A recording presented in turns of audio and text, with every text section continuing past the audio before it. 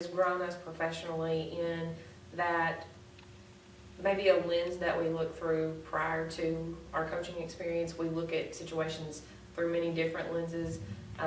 We looked at several lenses in the book, The Art of Coaching, as we were studying at the very beginning.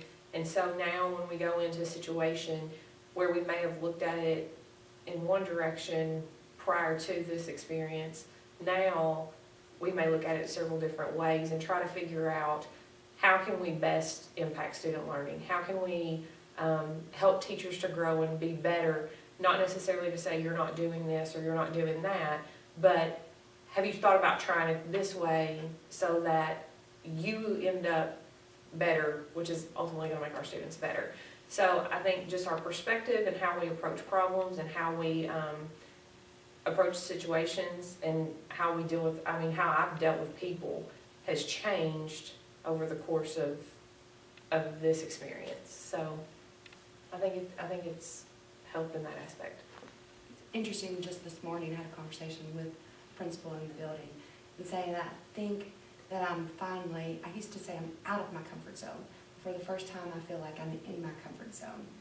Dealing with the fact that you have 10 things on a list that you haven't finished yet and another 10 come.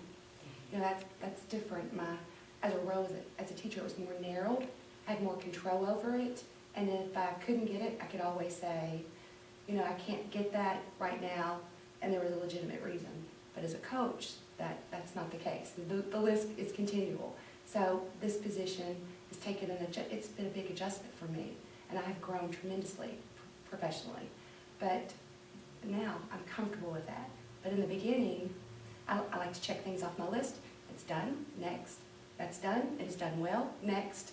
But I may have 10 things to do, and not, because it's not so narrow, I may not feel like it's the best it can be done. And that's really hard for me. It was really hard for me in this position.